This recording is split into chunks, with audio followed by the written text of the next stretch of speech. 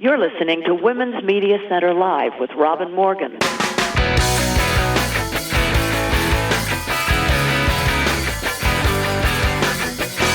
Welcome to Women's Media Center Live. I'm Robin Morgan. And this is the last show of this season, since we will be on hiatus until September. I'm going to be reveling in the garden, whipping up divine gazpacho and scribbling away at the newest book out next year.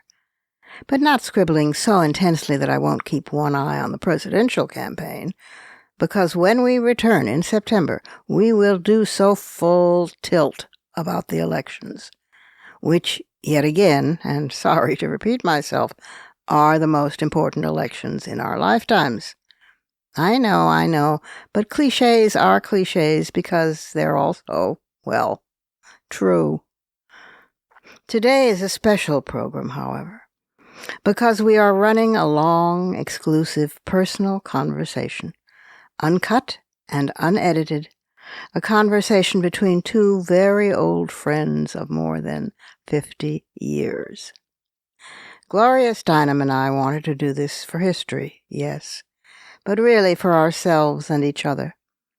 A free space where we could be ourselves, the way we are when we're having lunch or dinner together, the way we were in London years ago in a hotel, snugly watching TV movies with room service before going off to an appearance with a future prime minister, the way we were laughing uncontrollably one evening in Central Park when half a glass of wine made Gloria swacked, the way we've been for decades at weddings and hospitals and divorces and funerals, an intimacy of deep affection, trust, and almost shared politics. The almost made it interesting. We have to take a short pause here, but I'll be back in just a moment with the two old friends conversation.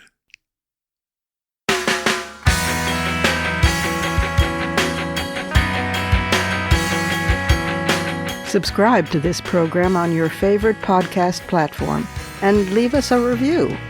Follow us on Twitter at WMC Live, like our Facebook page at facebook.com/WMC Live, and visit us at WMCLive.com for more information about our show and our guests.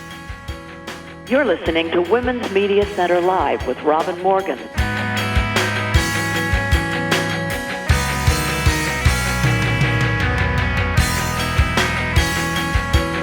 It would be silly at this stage to introduce Gloria Steinem, or myself for that matter, since anyone who wants to can look it all up. History has already met us, respectively. So, here we are. Gloria, welcome back to Women's Media Center Live. Welcome back, my dear. And thank you for doing this. I mean, I don't know how many people are hearing us at this moment, but it's your magic that makes it happen. Oh, well, I think quite a few. We're in like 112 countries now around the world, and people are just so lovely and writing in and very eager to hear from you in your 90th year, or your 91st year, actually. So I thought, since it has been a very celebratory year, filled with fundraisers, as you always said it would be. You once said you think at they should sell tickets to your funeral. It should be a fundraiser. And you are an amazing fundraiser, but they've all been very public and very honorific and very hagiography and very, the works. And so these are your thoughts. These are your quiet, personal, private thoughts that you might have on the 90th that people could listen to and take inspiration from and courage and pick up the cudgels yet again for yet another election year that's the most important election in our lives. So that's all we're doing. That's just all. A few little things like that. Yes, yeah, just okay. Just a few little things like that. So I thought we could start maybe, and then ease our way in with how you feel being 90. Did you know, by the way, that Jane Goodall turned 90 the same year as you? No, on what an the honor to share anything with Jane Goodall. on the Yeah. third of April. She just turned 90, and she loves dogs and more than chimps. And so she had a huge party for many 90 dogs on a big beach with picnic. That was That's great. That's wonderful. But how does it feel? How did it feel to you to be so? Oh God, I don't know what to say. Mummified, pedestaled. Knowing you as I do, it's a strange thing to see somebody whom you know and love and care for as a friend. Well, I'm not sure that we see each other from outside in that way. I mean, mummified or idolized or whatever are not words that I would think of. I mean, we continue to live our daily lives and get up in the morning thinking of what needs to be done and doing it or escaping it or loving being with friends. I think the surprise may be how little our lives change fundamentally with age. The prospect of old age is, in my experience, way more different than the reality of old age. That's interesting. Say more about that. Well, if you had asked me at 20 what life would feel like at 50, or at 50 what it would feel like at 90, I would probably have imagined many more conclusions or restrictions or differences in daily life than have actually occurred. I'm sitting here in my house, an apartment in a brownstone in New York, where I've been for decades and decades. So I'm in the same place. Though I lived in Europe for a year and in India for a year, I did not transfer my sense of home there in quite the same way, though I acquired new family members from other countries. So I expect that there is much more of a fundamental, unchanging self within each of us than we imagined, or at least that I imagined when I was younger. Interesting. Yes, and a core self in that yes, sense. Yeah.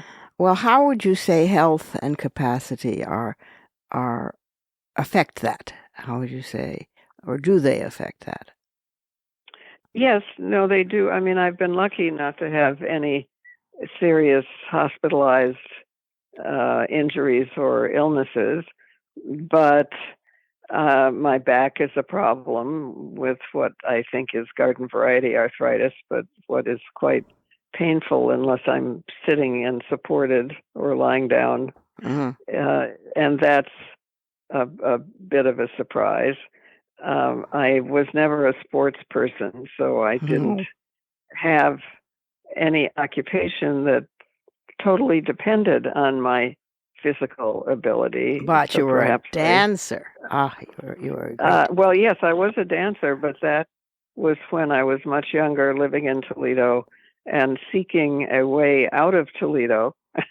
And the only place I saw women around me who got out through dancing or some form of show business.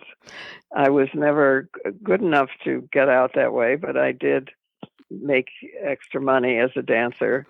I meant in your as a social act, and when you were still a full adult, for social reasons, not for work. I always think of you, and whatever man you were with at any particular point, loving dancing. Oh yes, no, just not as a profession, but as something you love. Absolutely. Right. I still have my tap shoes upstairs in the closet. Yeah. just just in case. Yeah. And I think I didn't realize when I was growing up that show business was so much the only place that I was able to see women who were doing something different. My mother had been a journalist before I was born, so I intellectually knew that that was a desirable possibility, but I didn't see enough examples around me to think that it was really practical. It isn't, maybe some people's lives are planned, but I feel life is way more accidental. Yeah. Yeah. It happens to you and with you, and yes, sometimes yes. on you. Yes, right.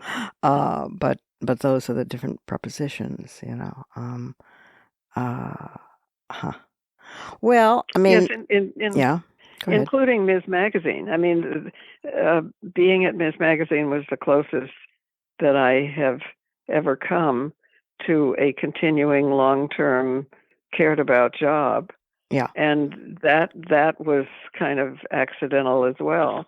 I had helped to start New York Magazine, which is one of the first of the city magazines.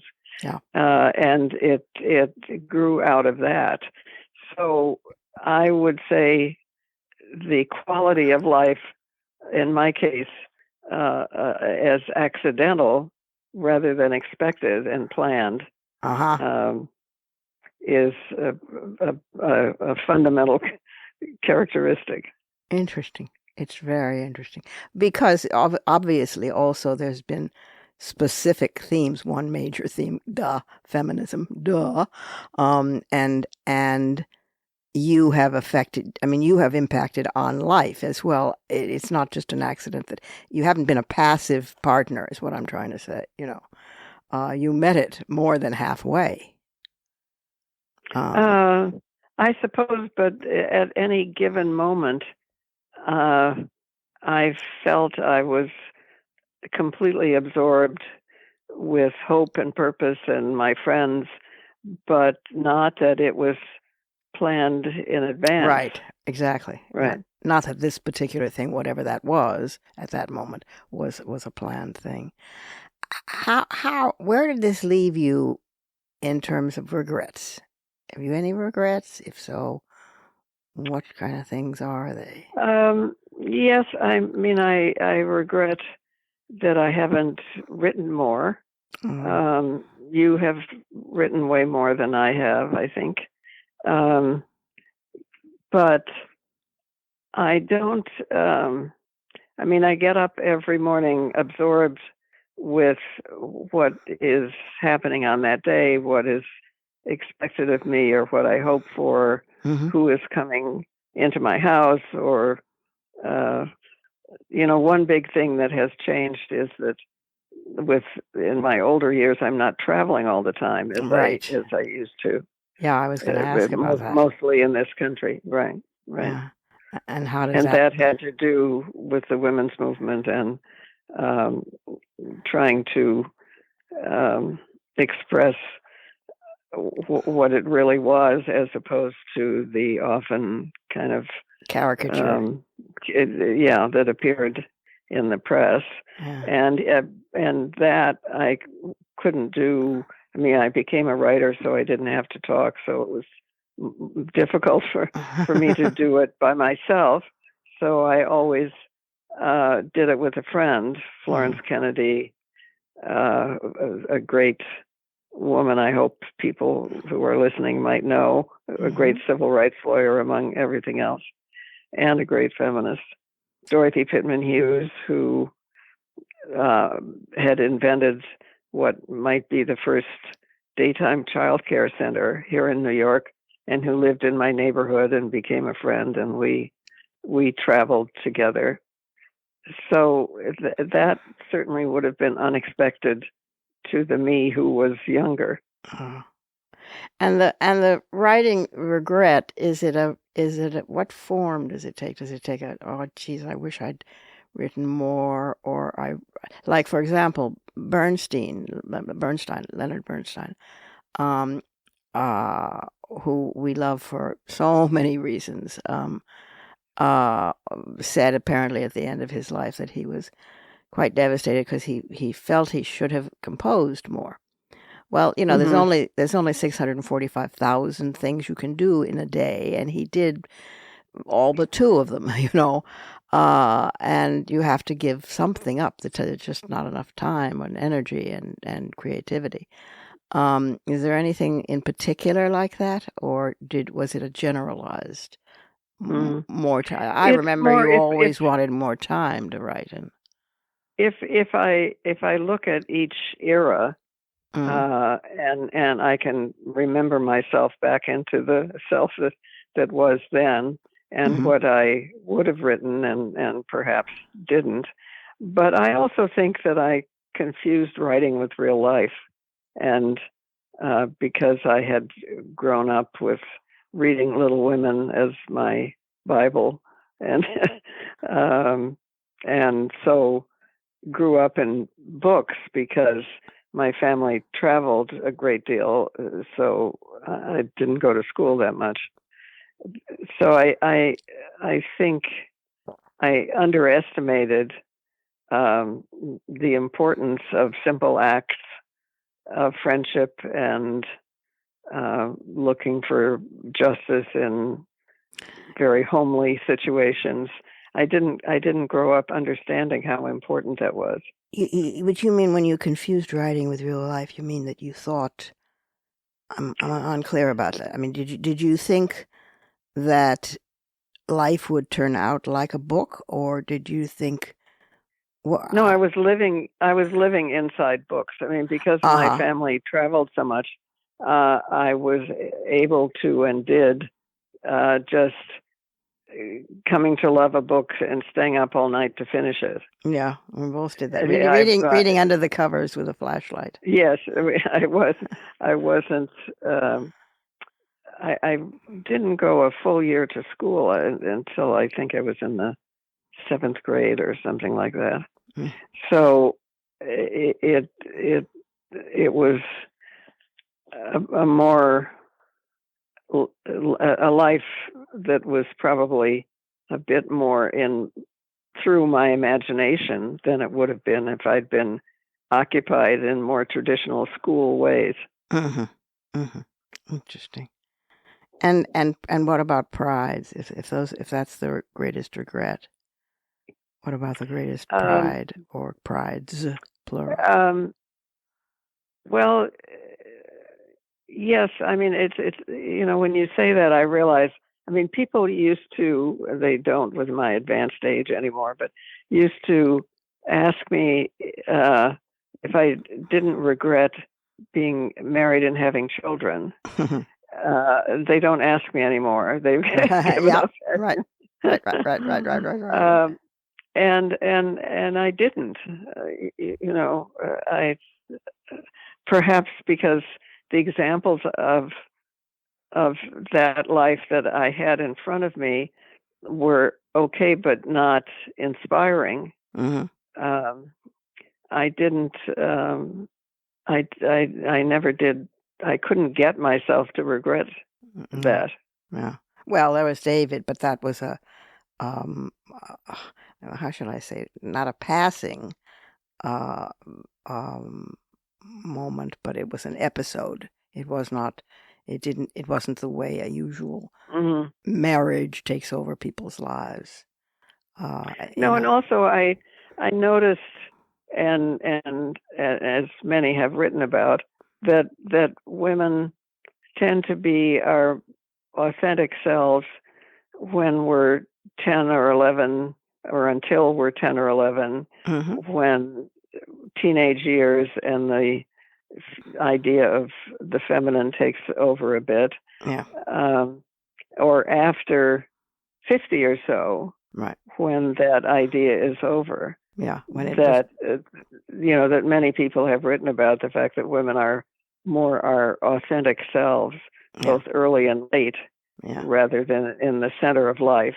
Perhaps that's changed by now. I hope it's changed, and more women are able to be. I think it's changed a little, but I don't think it's changed that much. I mean, it still is amazing. Like with with women artists, they unless they're real prodigies, and the prodigies tend to be more in performing arts than creative arts. Not that performing arts are not creative, but you know what I mean. But otherwise, women tend to get to their art later on. It's not just Grandma Moses; it's a lot of people. And my theory is because earlier they have been caught up in the net of marriage and child rearing and sometimes livelihood, but that has occupied them, and then finally at some point they're able to breathe at least for a moment, and they look around, and there it is, and they dive.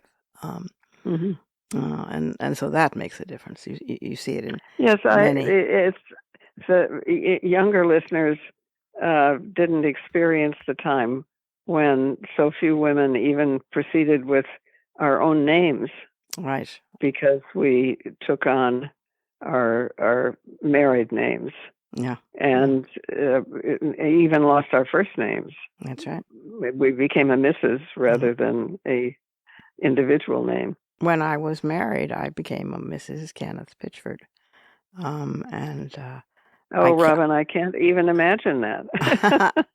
Well, you knew me then, but I mean, I didn't. I know, but I never. Well, I knew you. That's right. Never thought of you. I know. Yeah, right. I kept my own name because it was I thought, well, that's my writing name, and it was a useful writing name because I discovered fairly early on that it was a genderless name, and so that if I was sending out poems to magazines, if I just simply sent Miss Robin Morgan, and we used Miss then, inevitably they came back, and they came back within 24 hours. Nobody even looked at them. And these were the more scholarly, serious poetry magazines. But if once or twice I left the Miss off just by error, and they took the poems. Swanee Review took the poems. Yale Review took the poems. Wow, I thought, And I began doing that, taking advantage of the fact if they thought Robin was a boy, let them think it. And that's interesting. And that's how I first got published, as a poet. So no kidding. Yeah. Oh, that's amazing. I didn't know that. Yeah, I was a boy poet apparently. And they were very surprised when I wrote to them and said I was a girl. Oh, they said, getting nervous. But yeah. That makes it. That I hope it makes it clear to many younger listeners how much has changed. And when you say that, I remember that's when we started the magazine, Ms. Magazine, and we were occasionally mentioned in the New York Times or some other news source. I was Miss Steinem of Ms. Magazine. I know. I mean that. I know. Well, because wasn't it? Was it Rosenthal who blocked the use of Ms. in the New York Times? He just Yes, he did. And after about 5 years, when he finally was persuaded to use Ms. MS, a group of us, like a dozen of us, took him roses in his office. And then he did the most annoying thing, which was to say, if I had known how much it mattered to you, I would have done it much sooner. God. Oh, God. Well, okay. I mean, yeah, in terms of pride, then, when you look back at the accomplishments, whether it's of you particularly, specifically, or of the movement in general, or the combination of the two, does anything in particular stand out as a source of enormous personal pride? Collectively, Ms. Magazine stands out because it was so unlikely and difficult. 50 years old now. Yes, shocking. And it in my case, it happened mainly because some of the people I worked with at Esquire magazine, where I published a few things, then started the first of the city magazines, which was New York Magazine. Yeah. So I was part of that. and it made me understand that it was possible to start a whole new magazine. I could, because I had experienced it once, and that helped me to become part of starting Ms. Mm.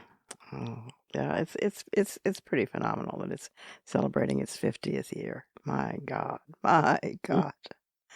Well, organizing has been the other pillar in your life, maybe the main pillar. I don't know. I mean, there's the editing, and there's the writing, which you feel. I don't know if you feel guilty about it, but sometimes sad, but sometimes happy, but a mix. But the organizing has been a constant, and both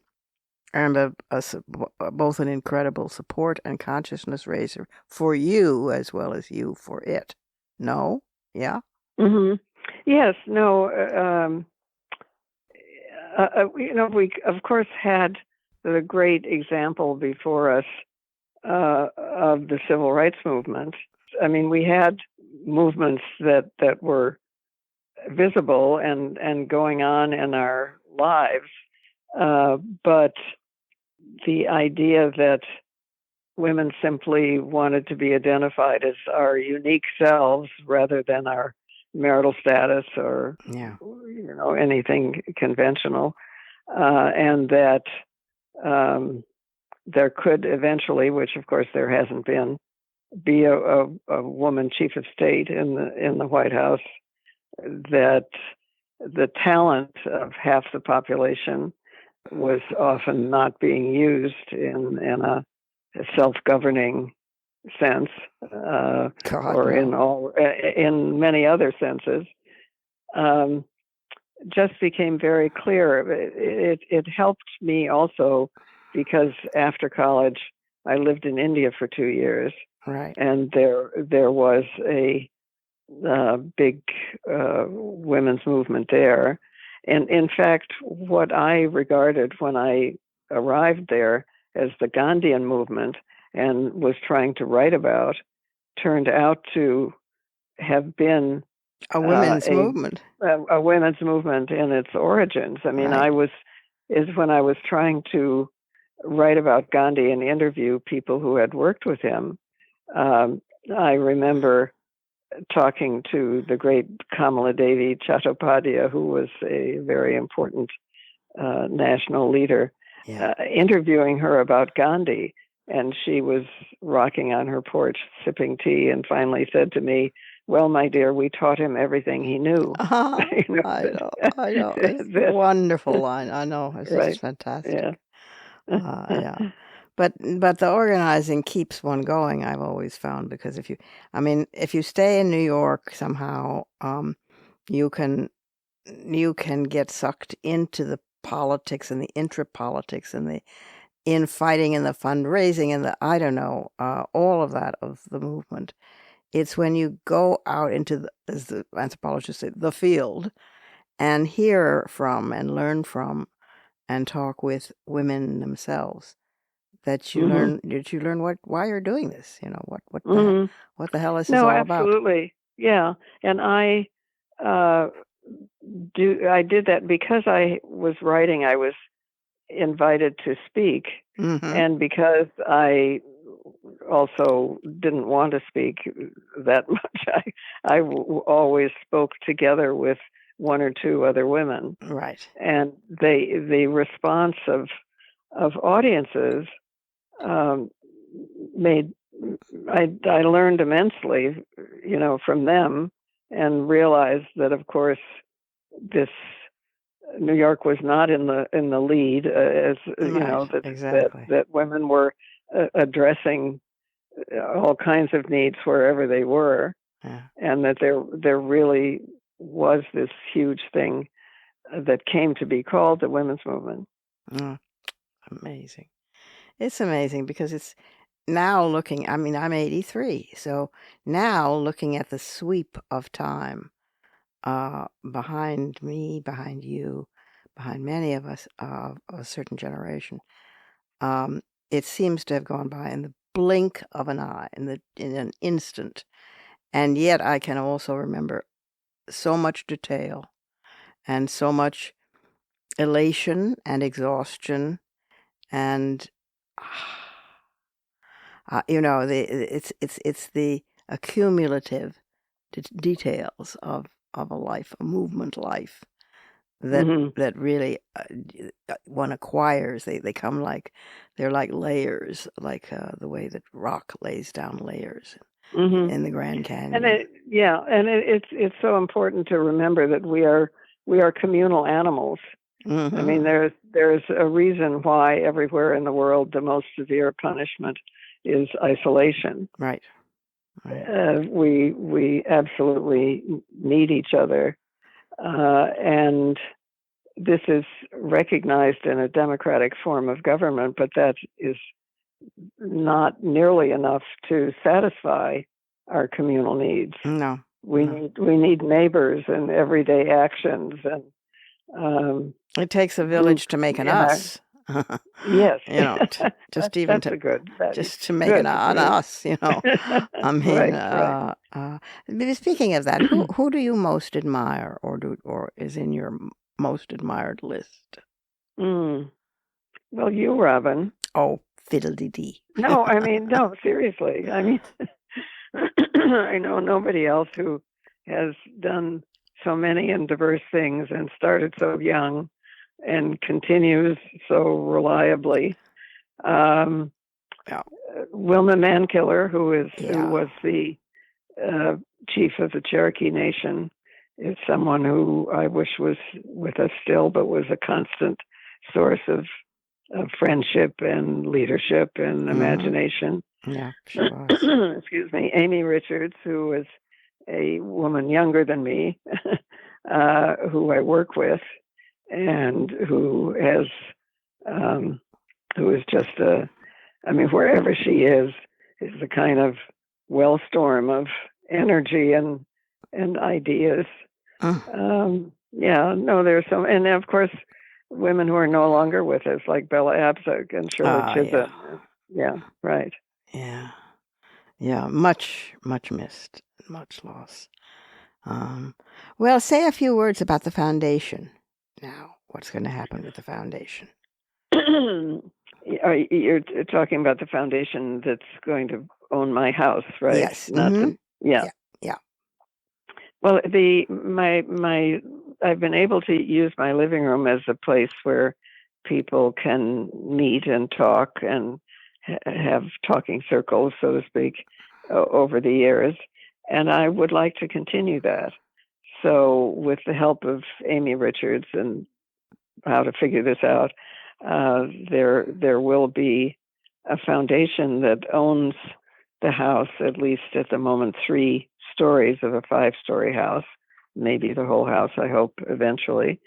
And it will continue to be a place where women can meet, stay overnight. It's a kind of place that is often missing. I was inspired in London because I saw a building that was used in that way, and had a plaque on the outside, at least at the time, saying so. And I thought, well, I have the ability to leave something that can be that meeting place. Oh, that's lovely. And is that you think the main part of the legacy? Is there something else? Is the books, obviously, the organizing trail, the scholarship? What would you say your primary legacy is?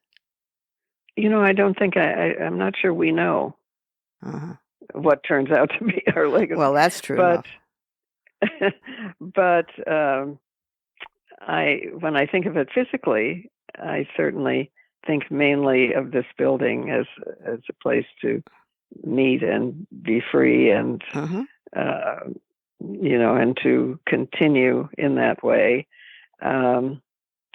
Some of my writing, although there isn't as much of it as there should be, but perhaps that can be useful. But I don't know. I mean, I have no idea how long our images or ideas live into the future. I'm not sure. I'm not sure it's right to desire that kind of immortality. I Oh mean, God, it only as certainly long. isn't right to desire it because that way lies madness. Um, but I just wondered whether you, since everyone at this point is talking about your legacy and your um, uh, what you leave to younger women who are doing fantastically just all by themselves, Yes. and tips that you would give yourself if you as a young woman um, wandered in, wearing your trench coat and your raincoat and carrying your notepad as a reporter when nobody thought you were one. What what kind of advice you would give to you Mm. as that woman to Well, leave some. I would say the advice I would give is not necessarily connected um, to anything I can supply, but I would just say do what you love so much Mm. that you forget what time it is when you're doing it. Um, Mhm. you know, I think there are ways of understanding what is organic to us and losing track of time, Mhm. being attracted to it, even if it isn't paying money. Oh yeah. uh, Oh yeah. yeah, Yeah. all of those are ways, and I think of friends like Alice Walker, who has not been a movement person in a communal sense, but in a writing sense, Mhm. has been so universal in the way that she has written that her words, her ideas, her stories continue to be read, to be turned into movies, into plays, Mhm. and they're part of our lives. Yeah. Yeah. Yeah. And very movingly so. Uh, I remember we've talked a lot over the years about religion, which we are both of us not fond of. I mean, institutionalized patriarchal religion. And what I'm talking now, I'm thinking in terms of later years, impending end of life. What I refer to laughingly as the winged chariot is not just drawing near; it's double parked outside. What are your thoughts on religion, on dying, on atheism, on death, on afterlife, which Mm. I think I'm so exhausted by this one. I don't know how I could deal with an after. And and burial, because I know at one point you had different ideas on that. Have you changed? Mhm. I probably was influenced and probably continue to be influenced by the fact that my mother and both my grandmothers, even though my mother's family was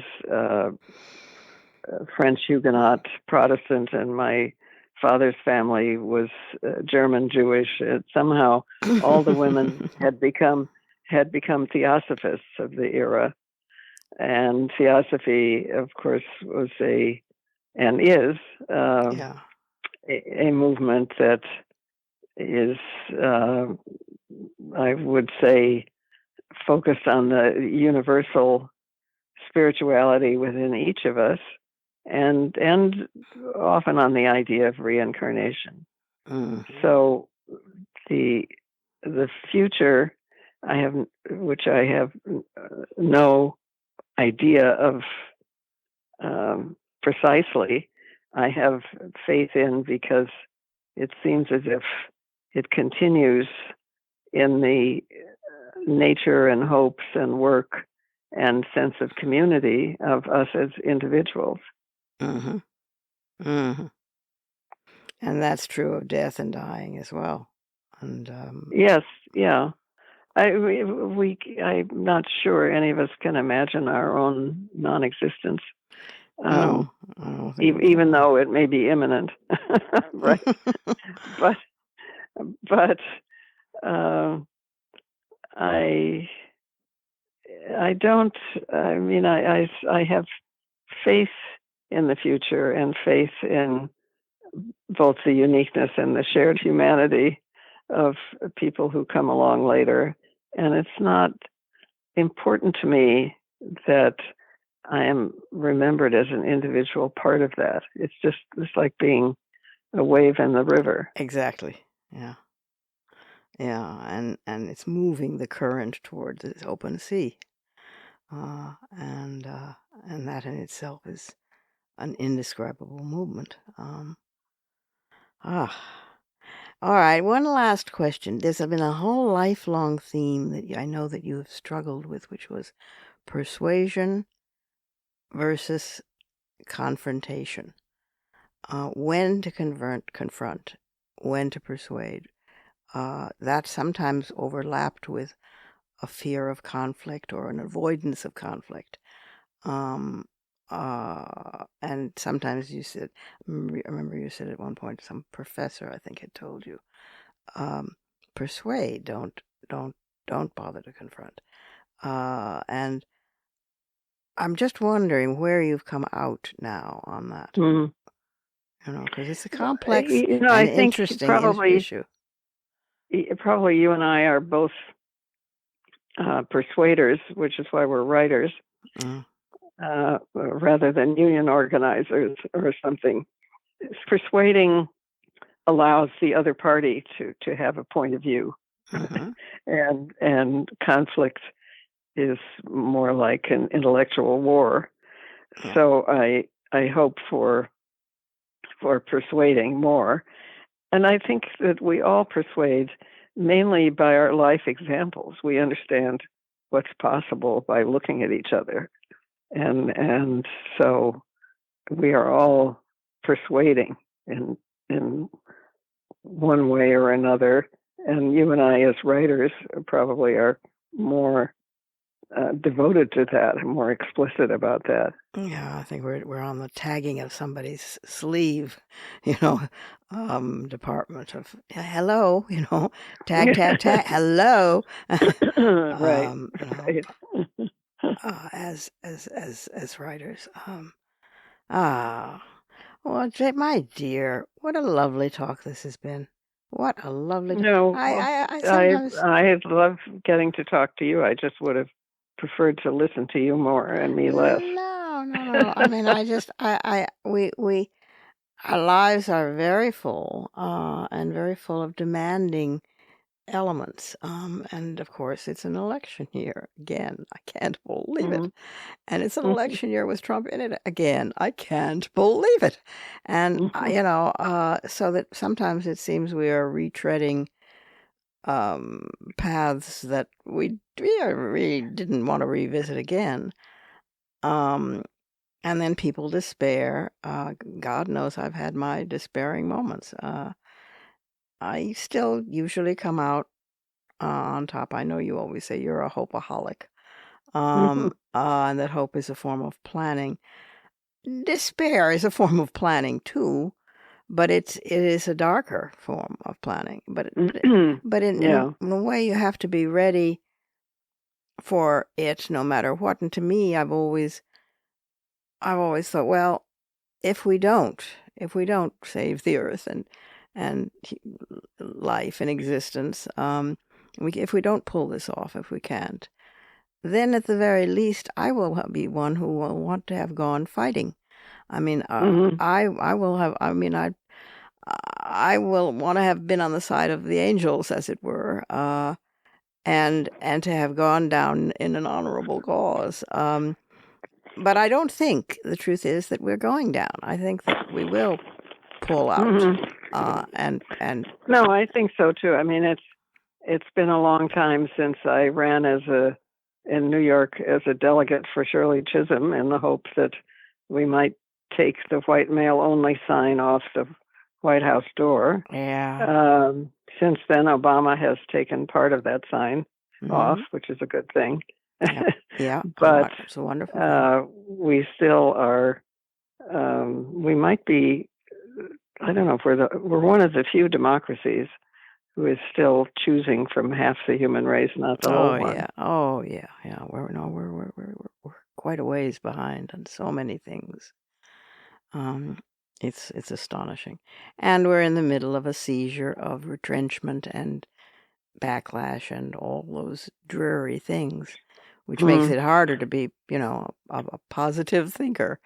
No, I wonder, I'm not sure about this, but I wonder if part of the reason we are in such a period is because we are now changing from a majority white country, whatever that means, to a majority people of color country. Yeah, I think some of it does. The first generation of babies who are majority babies of color has already been born. That's right. Which is a good thing. We'll look more like the world, have better food. I don't know, but there is a substantial group of people probably who are surprised and alarmed by that. Dead set against it. That's right, and who will do anything and will welcome death rather than in any way support it. So it's such a fragile passage that we have to tread. And I think that we'll tread it, but I don't know that. I don't, and I like to. I can't say I like to keep my ambivalence, but I trust ambivalence in people. People who are totalists, as Robert J. Lifton used to call them, totalists, make me nervous. But I appreciate some ambivalence in people who can see different sides of things and who can try to adopt and adapt. And that's one of the things that I've always admired and loved about you.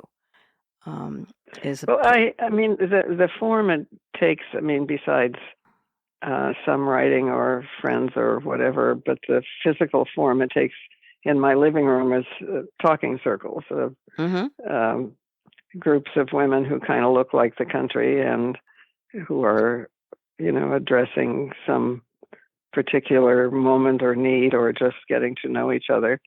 So I'm grateful that I continue to have a living room where I can bring people together in that way. Yeah, it's a good thing. It's a very good thing. And it's a lovely living room. All right, my dear. I remember having, for years these circles have been going on, and Wilma Mankiller, who was the chief of the Cherokee Nation, once came to one. And as she was sitting there in what we thought we had invented, this talking circle, she said, well, when we sit in circles like this, we have a talking stick that we pass around, right? So that each person has a time to talk and everyone to listen. Apparently, we had reinvented what has always existed. Of course. Well, I'll come back to you at the 95th birthday. Okay. I look forward to it, but and we'll talk more. I want to see you for lunch many times. Yeah, we'll definitely do lunch and have dinner and many, many, many things before then. But I'm booking now for the 95th so that we know where we stand. All right. Okay. I love you. Hang in there. Take care. Yes. Okay. Thank you. Bye. Big hugs. Big hugs. We have to take a last break now. But I'll return directly with some fighting words.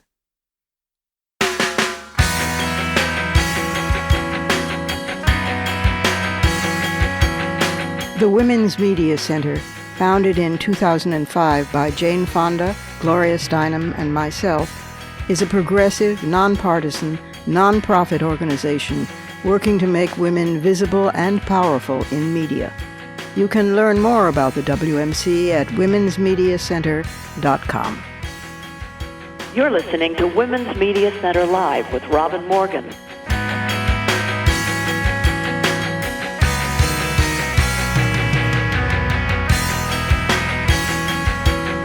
Waiting words can be fighting words.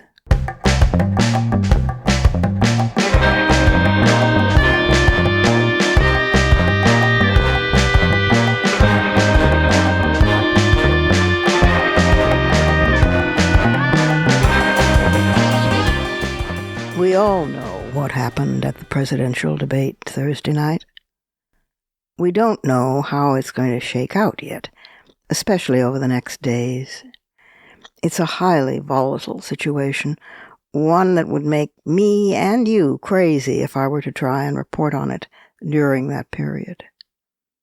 Now, as I said at the beginning of this episode, we are going on hiatus, but we will be back in September with extensive election coverage.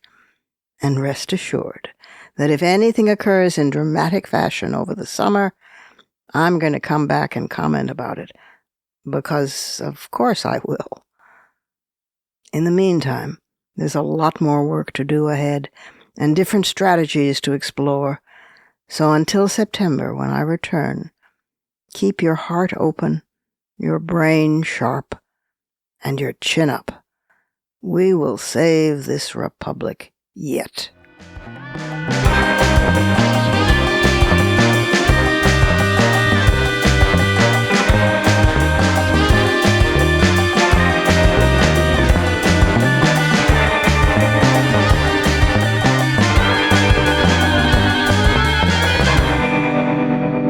And that's our show for this week.